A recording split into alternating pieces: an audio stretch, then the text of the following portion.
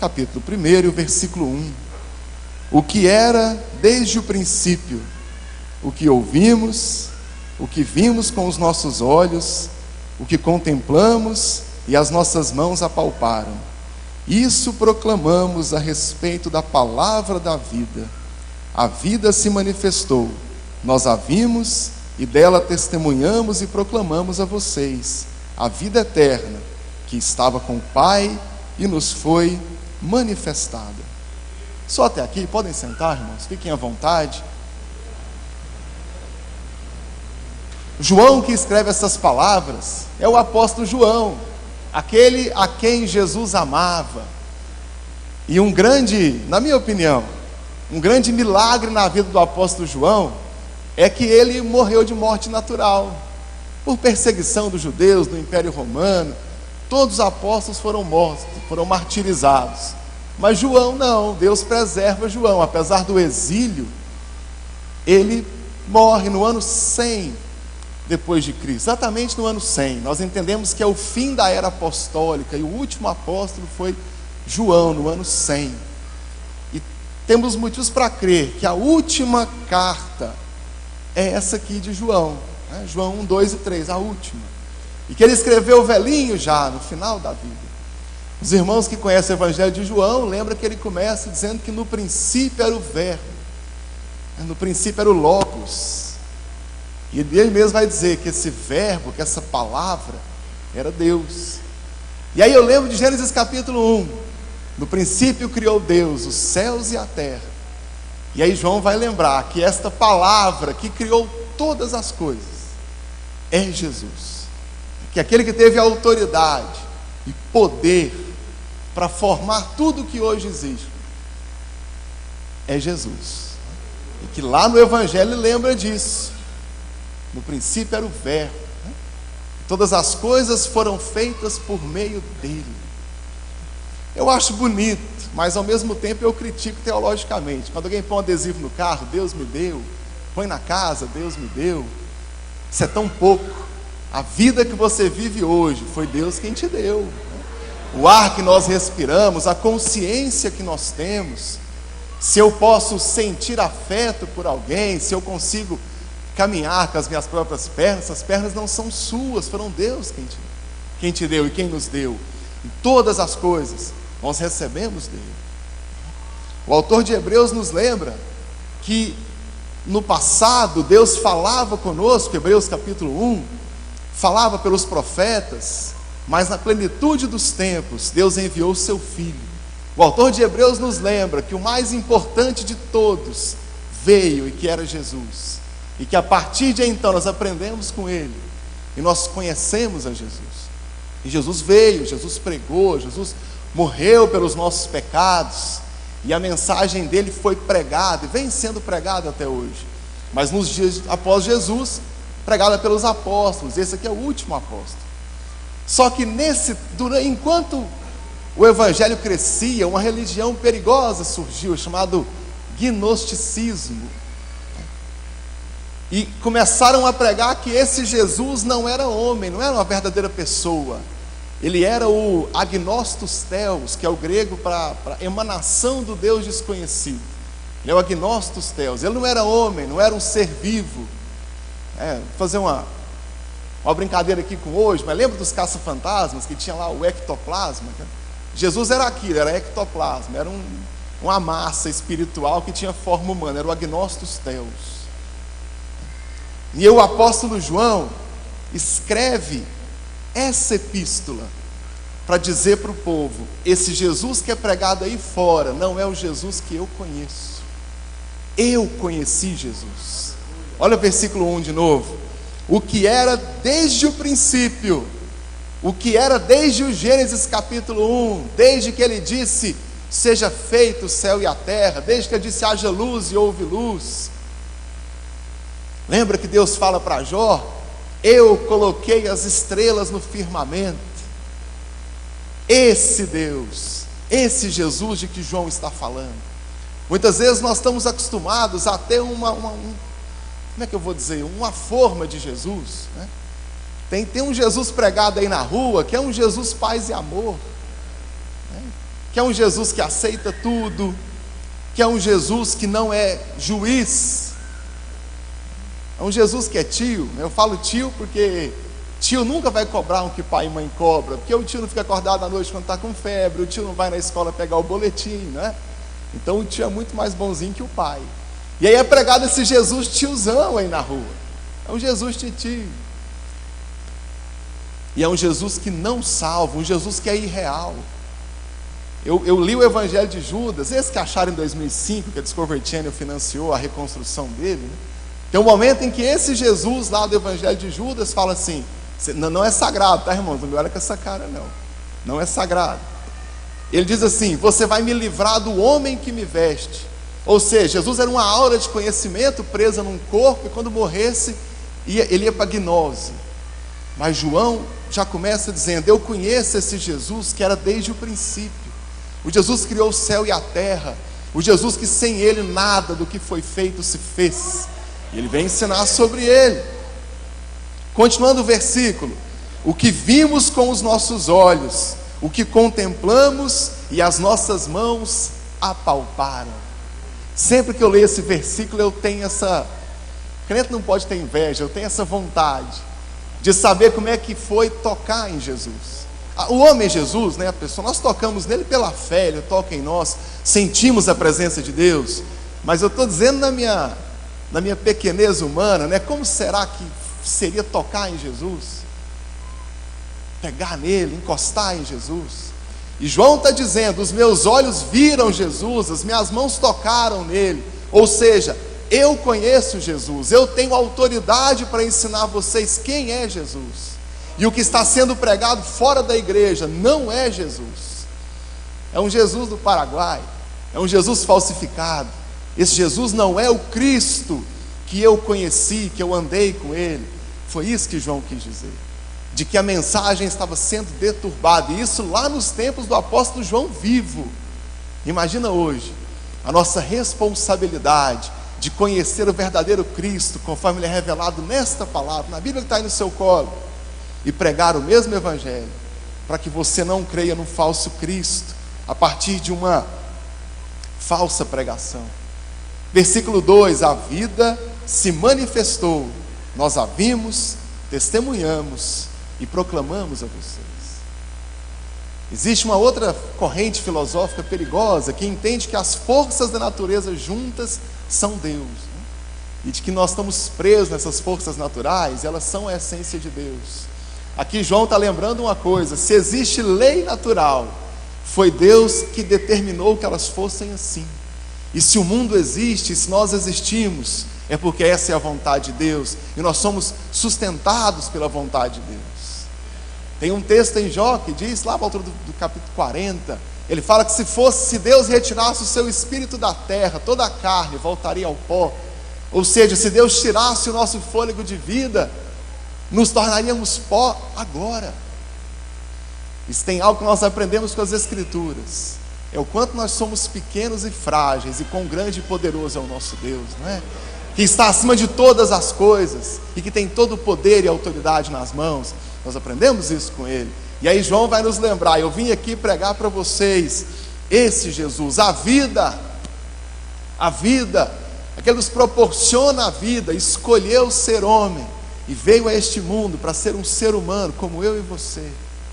Ele escolheu, ele se fez criatura, não precisava ter sido, mas fez, por um motivo muito simples, por amor a nós. Temos motivos para exigir o amor de Deus? Não, mas o seu grande amor fez isso por nós, não porque nós merecemos, porque Deus é amor, porque o Senhor Jesus nos ama. Não sabemos a dimensão desse amor, apenas foi revelado a nós por Ele, né, que Deus amou o mundo. Não é o que está escrito, João 3,16, porque Deus amou o mundo de tal maneira que deu o seu Filho único, para que todo que nele crê não pereça, mas tenha vida eterna. E aqui João vai nos dizer, para aquele que crê, nós não cremos que Deus um dia escolheu quem ia ser salvo e quem não ia. Não, nós cremos que Jesus morreu na cruz por todos, mas por ninguém em especial. E aqueles que creem recebem a salvação do Senhor, né? Aqueles que reconhecem que Cristo é o Senhor, todos têm o mesmo acesso a Deus, todos, todo mundo que está aqui, todo mundo que me ouve pela Rádio Paz agora, me ouve ao vivo pela internet, vai ouvir depois essa gravação, você tem o mesmo acesso a Deus que qualquer pessoa, porque Ele veio por você, veio proclamar esta palavra de vida, essa palavra da verdade, conforme está escrito. E é algo que nós nunca vamos entender, como é que um Deus infinito coube num corpo finito, como é que um Deus ilimitado coube em um corpo limitado. Nós não precisamos entender esses mistérios, apenas saber que um Deus que nunca pecou, aliás, pecado é desobediência contra Ele, contra a sua vontade, esse é o conceito de pecado, mas Ele decidiu se fazer pecado por mim e por você, para que nós não fôssemos condenados, e Ele se condenou em nosso lugar. Durante muitos séculos foi pregado que Jesus veio ao mundo pagar uma dívida para o diabo, né? Que o mundo jaz no maligno. Lá para o século XII essa teologia caiu, porque quando nós pecamos, nós não pecamos para o diabo, nós pecamos contra Deus. Jesus veio ao mundo pagar uma dívida contra Ele mesmo. Ele veio perdoar os nossos pecados, Ele veio para salvar a humanidade. Mas Jesus podia ter dado qualquer outra coisa. Sim, poderia. Acontece que o amor de Deus é tão grande, que se Deus desse qualquer coisa criada, não seria tão grande quanto o amor dele. Então Deus deu dele mesmo, para perdoar os nossos pecados, porque qualquer coisa menor que Jesus, não é grande o bastante, quanto o amor de Deus por nós, quanto o amor de Deus pela humanidade, entenda isso. Por isso Deus enviou seu Filho, porque qualquer outra coisa não tem o valor que você tem diante de Deus, não atende ao amor que Deus tem por você e pela humanidade. Versículo 5: esta é a mensagem que dele ouvimos e transmitimos a você: Deus é luz e nele não há treva alguma. Aqui João está nos dizendo que em Deus não há dúvidas, em Deus não há medo, né? Quando nós somos crianças temos medo de dormir no escuro, uma rua muito escura eu tenho medo de passar por ela, mas quando está tudo claro, o medo acaba. É como se João dissesse assim: Deus é luz, ou seja, em Deus não há dúvidas, em Deus não há medo, em Deus não há incertezas, mas em Deus as coisas estão claras, e nós podemos compreender isso quando andamos com Ele. E essa é a grande mensagem que o apóstolo João quer trazer para a igreja, foi para a igreja do tempo dele, e que para nós hoje, e que as Escrituras, através dela, nós temos acesso a essa mensagem, de nós nem entendermos que a mensagem de Jesus é essa, que Ele veio ao mundo para nos salvar, nos perdoar dos nossos pecados, e nos dar muito mais, só que eu ainda vou chegar lá. Capítulo 2, verso 1: meus filhos, meus filhinhos, escrevo-lhes estas coisas para que vocês não pequem. Quando nós conhecemos a Deus, nós não pecamos. Quando nós estamos longe de Deus, afastados de Deus, o pecado nos corrompe, o pecado nos atinge. E eu não preciso conceituar pecado aqui. Durante a nossa semana temos ações que envergonhamos dela. Talvez você veio aqui hoje, nunca aceitou a Jesus e sabe do que eu estou falando. Quando você tem aquela ação, aquela atitude, e que na hora parece prazeroso, mas imediatamente ao final dela você tem vergonha daquela situação. E muitas vezes você diz: eu não vou fazer aquilo de novo. Você fez. E você tem nojo de lembrar do que você fez, mas o pecado consegue te puxar para você fazer de novo. E aí João vai dizer para você: se você conhecer Jesus do jeito que eu conheço, o pecado nunca mais vai te puxar para o inferno, não é? Se você conhecer a este Jesus, você está livre desse pecado. É isso que ele quis dizer. Eu estou te ensinando essas coisas para que vocês não pequem, porque o único jeito de não pecar é estar com Jesus, é estar ligado nele, é estar unido com Cristo, ou nós vamos pecar sempre. Porque a força que nos impede de pecar não está em nós, está em Cristo. A nossa humanidade, nossas emoções já foram corrompidas pelo pecado, né? Nós entendemos que vamos sempre tomar decisões para o lado do mal, que a nossa humanidade está corrompida por esse mundo. Mas em Cristo nós temos esperança. Em Cristo podemos mudar as nossas vidas. Ainda no versículo 1 do capítulo 2, se alguém pecar, temos um intercessor junto ao Pai, Jesus Cristo, o justo. Muitas vezes eu não quero vir à igreja porque eu pequei demais e meu lugar não é lá. Querido, se você peca, o seu lugar é aqui. Se você não peca, o seu lugar é aqui também. O lugar de todos é aos pés do Senhor. O lugar de todos é adorando a Jesus. Mas se nós pecamos, se a sua consciência te acusa, quem te defende é o próprio Jesus que morreu na cruz por você. É isso que está escrito. Nós temos um advogado, nós temos alguém que nos defende. Seria muito ruim, né? Se os nossos pecados não tivessem sido perdoados por Jesus, ou se eu não tivesse alguém que advogasse por mim, alguém que perdoasse os seus pecados. É esse, Ele é Jesus. Ele é a propiciação pelos nossos pecados, não somente pelos nossos, mas pelos pecados do mundo todo. Propiciação é uma palavra fora do nosso cotidiano, né? No Antigo Testamento, quando o animal ia ser entregue para sacrifício, e antes de Jesus, todo mundo tinha que trazer um animal em sacrifício, um cordeiro macho de 1 ano, sem defeito, para ser examinado e sacrificado diante do altar, e eu colocava na mesa da propiciação, lá onde ia ser entregue o animal, pelo seu pecado, tinha que trazer o animal para ser sacrificado. E aí João vai dizer que Jesus é a propiciação, que Jesus é aquele que perdoa os pecados, que é em Jesus que nós entregamos os nossos erros, é nele que nós entregamos as nossas vidas. Esse animal apenas era um símbolo, chamamos de tipo, era um símbolo de Jesus. E quando Jesus foi crucificado, nós não precisamos mais crucificar animal algum, praticar ritual algum, porque em Jesus o nosso pecado já foi perdoado, porque em Jesus nós já fomos salvos, em nome de Jesus. E aí João termina o versículo dizendo: pecados de todo o mundo. Quer dizer que você que está me ouvindo agora, o seu pecado, Jesus morreu na cruz para perdoar o seu. Jesus morreu na cruz para perdoar o seu. O meu, que já sou convertido e peco também, preciso de perdão de Jesus. De você que vai aceitar Jesus daqui a pouco, Ele já perdoou o seu pecado, Ele já perdoou você. Ele te chama hoje. Verso 12: filhinhos, eu lhes escrevo, porque os seus pecados foram perdoados, graças ao nome de Jesus. Se você me disser o que eu tenho que fazer para ser salvo, eu vou dizer: você não pode fazer nada, porque Jesus já fez tudo.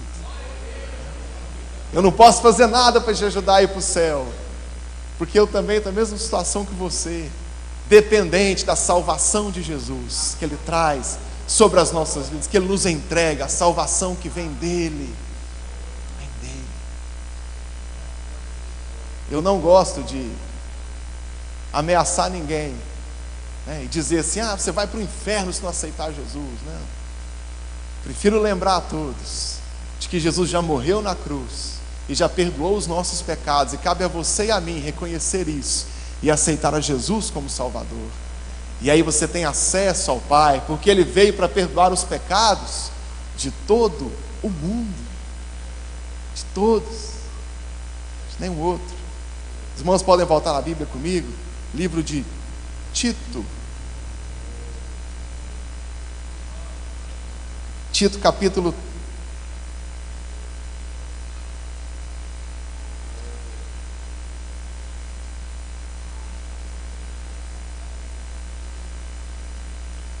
livro de Tito,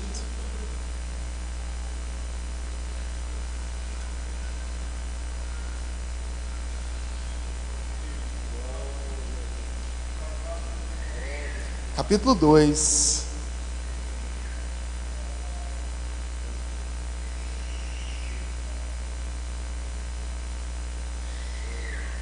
verso 8, diz assim: portanto, errei, irmãos, não estou lendo outro texto aqui. Tito, capítulo 2, verso 11, diz assim: porque a graça de Deus se manifestou salvadora a todos os homens. Ela nos ensina a renunciar à impiedade e às paixões humanas, e a viver de maneira santa, justa e piedosa. Preciso insistir com os irmãos: ninguém que está nesse lugar, ninguém é capaz de ser bom por conta própria. Ninguém aqui pode decidir: eu não vou mais pecar, eu serei mais justo, mais bondoso, mais amoroso. Não dá. Só quem é capaz de fazer isso conosco é o Espírito Santo, quando invade os nossos corações, quando você permite que Ele entra, aí sim você é capaz de mudar. Porque quando Paulo fala para Tito que a graça de Deus se mostrou salvador a todos, no verso seguinte, ele diz que ela, a graça de Deus, é quem vai te ensinar a renunciar todas essas coisas.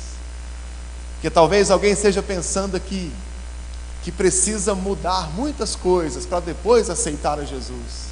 Eu preciso te dizer que é ao contrário: você aceita Jesus e Ele muda a sua vida. Você se entrega a Cristo e Ele transforma o seu caráter. Não existe caráter transformado sem a presença de Deus. Eu escutei um psiquiatra forense dizer que sociopatas, que criminosos em geral não melhoram, só se aprimoram. E eu pensei: tenho que discordar desse psiquiatra, porque eu conheço um Jesus que transforma caráter, conheço um Jesus que muda vidas. Conhecemos inúmeros membros de igreja que são pastores muitas vezes, que têm um passado que ele não gosta nem de lembrar, mas tem um presente e um futuro do qual se orgulha, porque um dia deixou que o Senhor habitasse no coração dele, porque um dia deixou que a graça de Deus entrasse. Não tenha medo de aceitar a Jesus, porque quando Ele invadir o seu coração, você vai saber o que é alegria, o que é bênção, o que é graça de verdade. Duvida disso? Capítulo 3, versículo 3 de Tito. Paulo está dando instruções para Tito, como é que ele deveria cuidar da igreja. No verso 3 ele diz: houve um tempo em que nós também éramos insensatos e desobedientes, vivíamos enganados e escravizados por toda espécie de paixões e prazeres, vivíamos na maldade e na inveja, sendo detestáveis e odiando uns aos outros.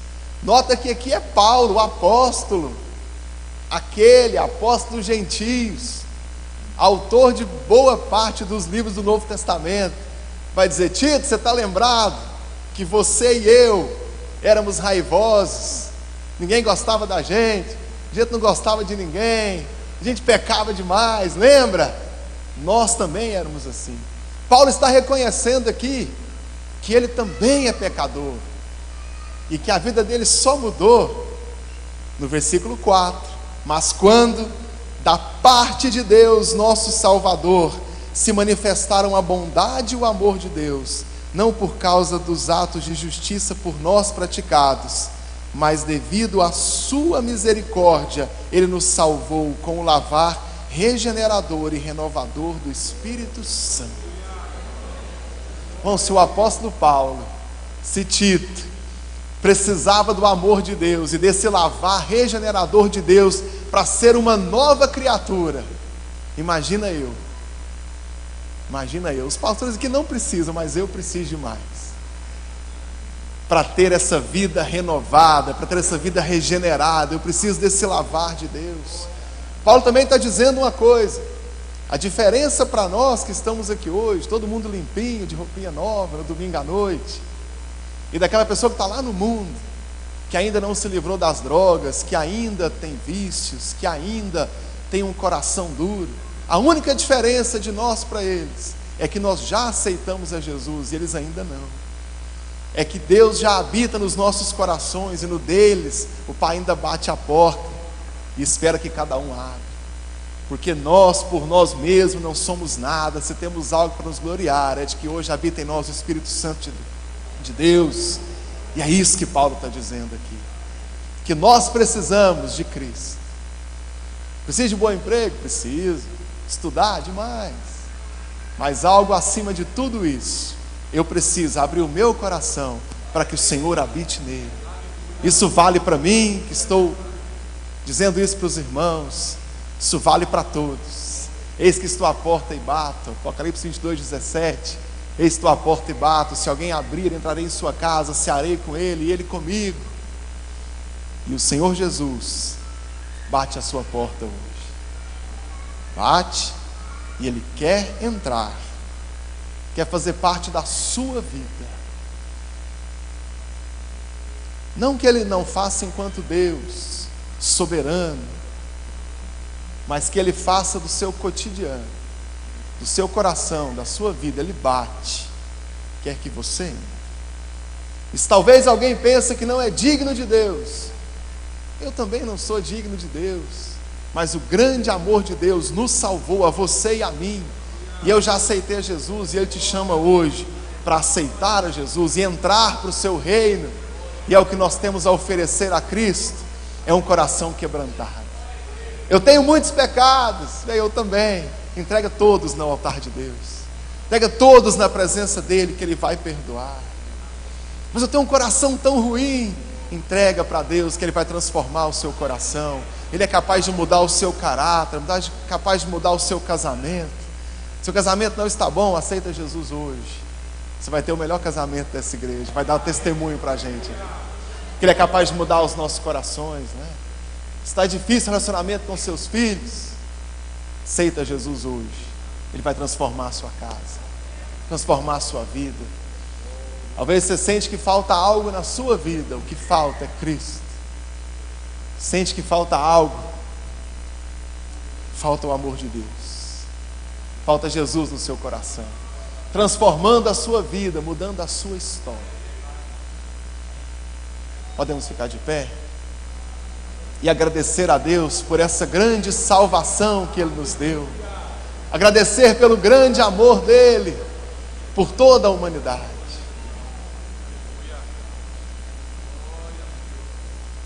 Feche seus olhos por um instante. Meu Pai, muito obrigado por essa grande salvação que o Senhor nos deu. Muito obrigado porque o Senhor morreu na cruz por nós.